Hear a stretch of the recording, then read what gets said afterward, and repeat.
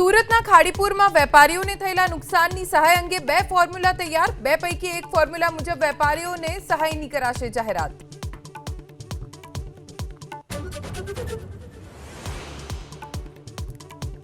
ઉનાના નાદરક ગામે ખનીજ માફિયાઓ સામે ગ્રામજનોનો વિરોધ। ગેરકાયદે રેતી ખનનથી માલણ નદીના પાળા તૂટ્યા હોવાનો આરોપ। ભારે વરસાદથી 60 થી વધુ મકાનોમાં ઘૂસ્યા હતા નદીના પાણી।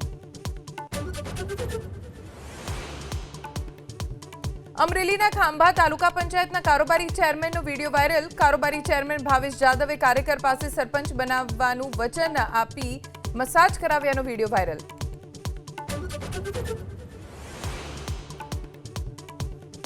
સુરતમાં નાસિરનગર ડિમોલિશન મુદ્દે મનપા કમિશનર અને સુજલ પ્રજાપતિ વચ્ચે વોટ્સએપ ચેટ ચર્ચામાં। સુજલ પ્રજાપતિએ હાઈકોર્ટમાં સોગંદનામું રજૂ કરી એસએમસી કમિશનર પર લગાવ્યા આરોપ।